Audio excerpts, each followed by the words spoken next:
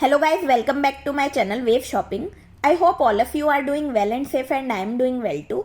So without wasting any time further we are starting with this video. लेकिन अगर उससे पहले आपने मेरे चैनल को सब्सक्राइब नहीं किया है, वीडियोस को अपने फ्रेंड्स एंड फैमिली मेम्बर्स के साथ शेयर नहीं किया है, even if you didn't liked my videos yet, then please don't forget to subscribe to my channel and like to my videos. तो चलिए फ्रेंड्स, बिना किसी देरी के आज का वीडियो हम स्टार्ट करते हैं। तो गाइज, आज के इस वीडियो में हम जिन प्रोडक्ट्स का रिव्यू करने जा रहे हैं वो रिसेंटली अभी मैंने ट्रेड फेयर से परचेज किए थे। एंड गाइज, अगर आपको ट्रेड फेयर के बारे में बिल्कुल भी कोई आइडिया नहीं है तो उससे पहले मैं आपको उसके बारे में थोड़ा इन्फॉर्मेशन देना ज़्यादा प्रेफर करती हूँ। तो गाइस, ट्रेड फेयर जो है वो दिल्ली के प्रगति मैदान में हर साल 14 से 27 नवंबर को लगता है, जिसमें से जो शुरू के 4 दिन होते हैं यानी 14 से 18 नवंबर वाली जो डेट्स होती है वो बिजनेस विजिटर्स के लिए रिजर्व्ड होती है, while on the other hand जो 19 से 27 नवंबर वाली डेट्स होती हैं वो पब्लिक के लिए रिजर्व्ड होती है। तो इसका मतलब अगर आपको इस फेयर को एक्सप्लोर करने जाना है तो आप 19 से 27 नवंबर वाली डेट्स में ही जा सकते हो, बिकॉज शुरू के 4 दिन तो बिजनेस विजिटर्स के लिए ही रिजर्व्ड होते हैं, तो उन्हीं को एंट्री मिलती है। अब गाइज, आप ये सोच रहे होंगे कि ये जो ट्रेड फेयर है ये हर साल आयोजित क्यों होता है, उसका मेन रीज़न क्या होता है। तो उसका मेन रीज़न यही होता है कि इस फेयर के थ्रू अलग अलग जगहों की कल्चर और हेरिटेज की चीज़ों को प्रमोट किया जा सकता है। तो गाइज, लेट्स से मैंने आपको बताया 14 से 18 नवंबर वाली डेट्स में बिजनेस विजिटर्स को ही एंट्री मिलती है। तो उसमें क्या होता है कि फॉरेन कंट्रीज से जो बिजनेसमैन आते हैं वो अपनी कंट्री के कल्चर और हेरिटेज को प्रमोट करते हैं, तो वो शो करते हैं कि हमारी कंट्री में क्या क्या चीज़ें होती हैं। तो गाइज, 19 से 27 नवंबर वाली डेट्स में जिन जगहों की कल्चर और हेरिटेज की चीज़ों को शो किया जाता है वो इंडिया की ही डिफरेंट स्टेट्स होती हैं।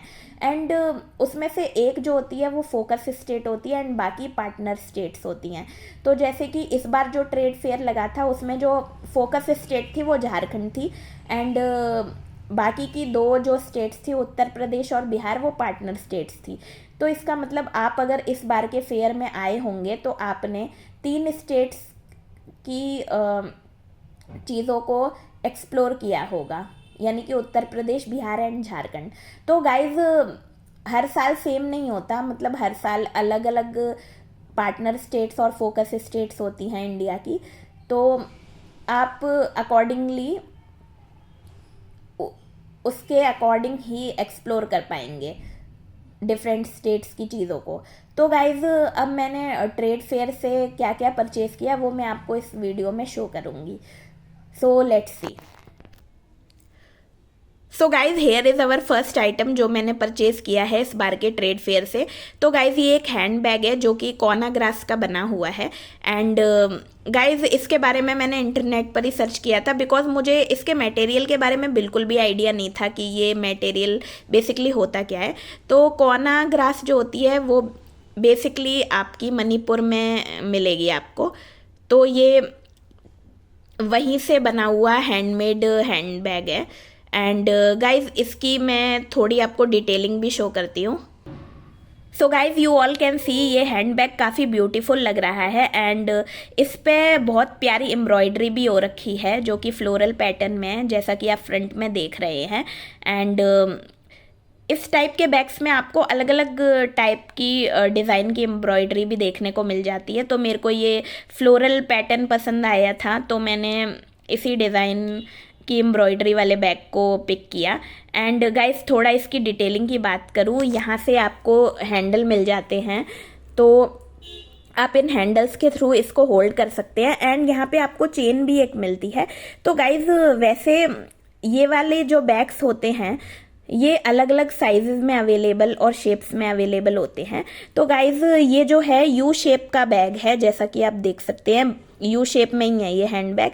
एंड इसमें आपको चेन भी देखने को मिलती है, बट वहाँ पे क्या था, विदाउट चेन वाले हैंड बैग्स भी अवेलेबल थे।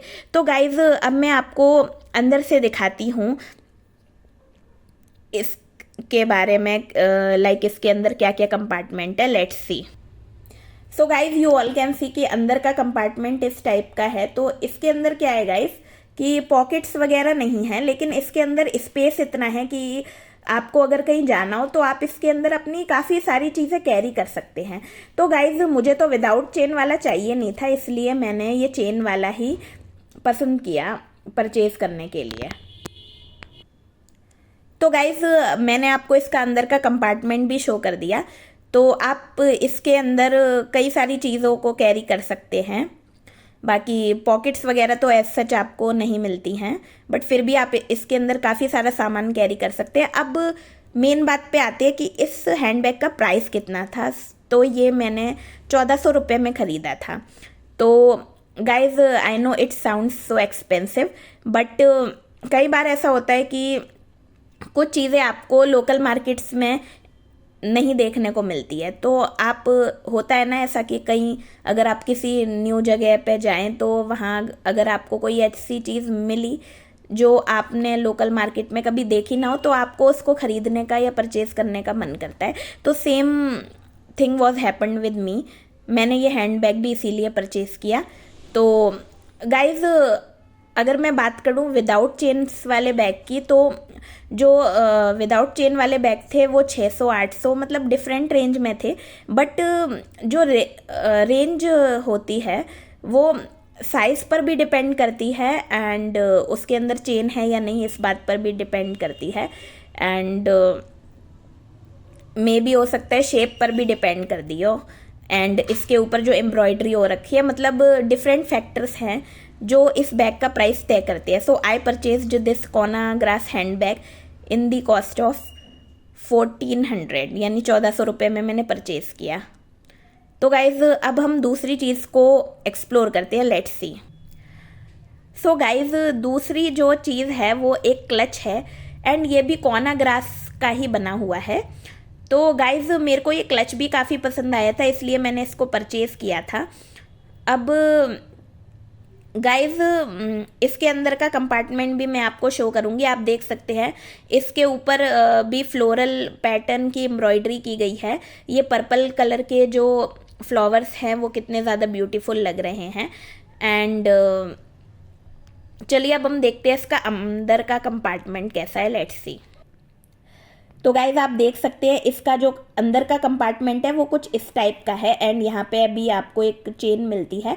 तो गाइज अगर आप किसी भी पार्टी फंक्शन या ओकेजन पे जा रहे हैं एंड आपको अपना कुछ कैश कैरी करना है, बाकी अपनी कुछ इंपॉर्टेंट चीज़ें कैरी करनी है, जैसे मेट्रो कार्ड वगैरह हो गया या आपका पैन कार्ड वगैरह हो गया, तो वो आप इस क्लच में इजीली ले जा सकते हैं।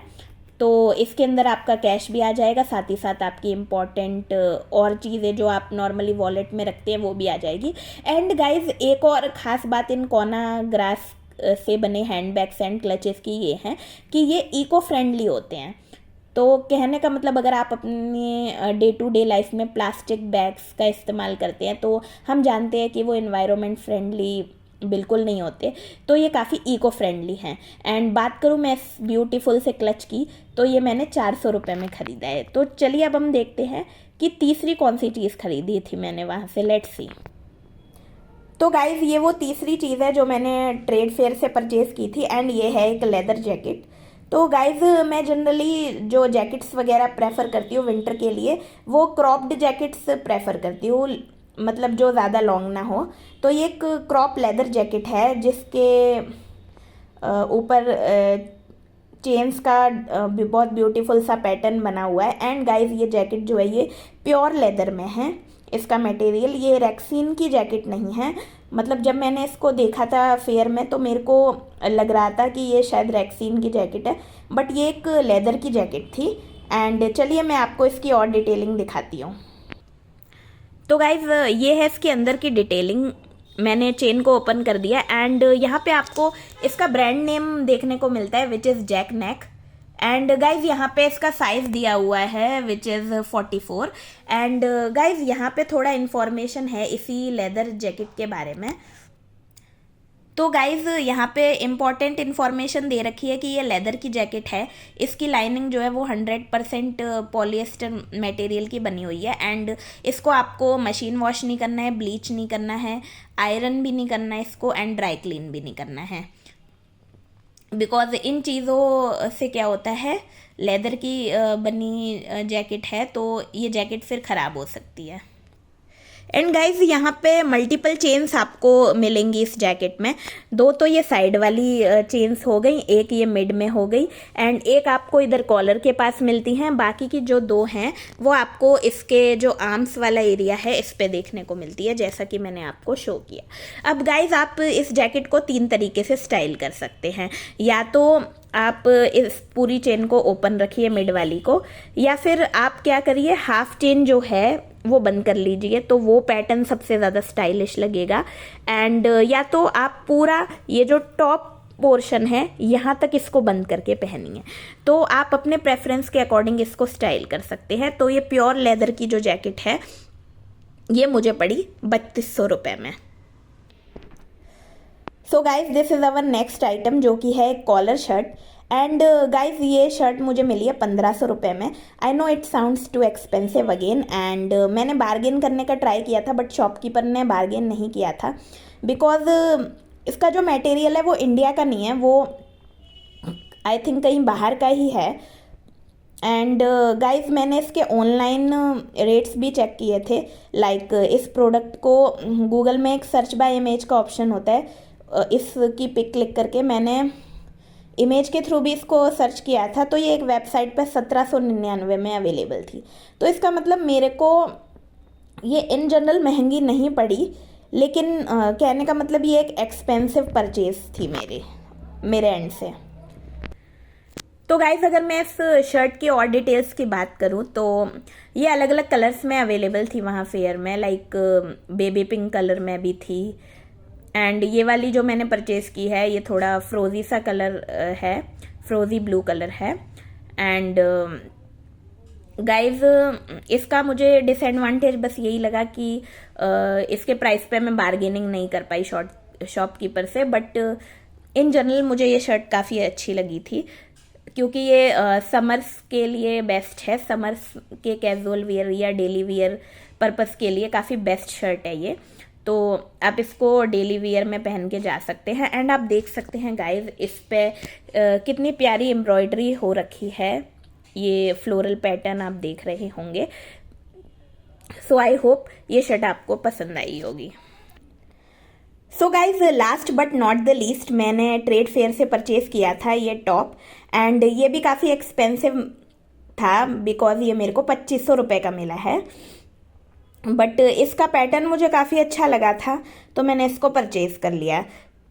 तो गाइज चलिए अब हम इसकी डिटेलिंग के बारे में और इन्फॉर्मेशन जानते हैं। तो गाइज इस टॉप के मिड में आपको ऐसा ये बटन पैटर्न भी देखने को मिलता है, तो इस टाइप से यहाँ पे मिड में बटन्स दे रखे हैं। तो गाइज अगर आप थोड़े ओवरवेट भी हैं तो भी ये टॉप आपको इजीली फिट हो जाएगा। बाकी अगर आप स्लिम भी हैं तो आप क्या कर सकते हैं, इसको बेल्ट के थ्रू स्टाइल कर सकते हैं। अपनी वेस्ट पे नहीं, मतलब स्टमक एरिया पे आप एक बेल्ट के थ्रू इसको स्टाइल कर सकते हैं। तो लाइक होता है ना, कुछ ओवर साइज ड्रेस होती है तो हम उन्हें बेल्ट के थ्रू स्टाइल कर लेते हैं, तो आप भी इसको स्टाइल कर सकते हैं। इवन मेरे को भी इस वाले टॉप को बेल्ट के थ्रू स्टाइल करना पड़ा था। एंड गाइज अगर मैं थोड़ा और डिटेलिंग की बात करूँ तो आपको ये थोड़ा एक वाइट कलर का कपड़ा जो है वो इस पे अटैच्ड मिलता है, बट ये वाला जो हिस्सा है ये फ्रंट में नहीं आएगा, ये आपका बैक में ही आएगा। बाकी इसका पैटर्न काफ़ी प्यारा है। एंड इसका भी मुझे डिसएडवांटेज यही लगा कि ये काफ़ी एक्सपेंसिव था। तो गाइज इन टोटल्स मैंने वहाँ से ये सब आइटम्स खरीदे थे, एंड मेरी 9000 रुपये की शॉपिंग हुई थी ओवरऑल। एंड गाइज अगर आप दिल्ली में नहीं रहते हैं तो मैं आपको रिकमेंड यही करूँगी कि अगर आपका किसी भी रीज़न से दिल्ली आना होता है या आप कभी भी दिल्ली विजिट करते हैं नवंबर के मंथ में, तो आप ट्रेड फेयर ज़रूर आइएगा एंड वहाँ की चीज़ों को एक्सप्लोर कीजिएगा। आप काफ़ी इंजॉय करेंगे, आप फ्रेंड्स और फैमिली के साथ आ सकते हैं। तो गाइज मैंने ओवरऑल वहाँ से 5 चीज़ें खरीदी थी इस बार। तो ये था एक शॉपिंग हॉल जो कि मैंने आपको शो किया इस वीडियो में। एंड आई होप ये वीडियो आपको बहुत पसंद आया होगा। एंड अगर ये वीडियो आपको पसंद आया है तो प्लीज़ इस वीडियो को लाइक कीजिए, अपने फ्रेंड्स फैमिली मेम्बर्स के साथ शेयर कीजिए, and don't forget to subscribe to my channel. तो बाय गाइस, आज के वीडियो में इतना ही। Have a great day and take care.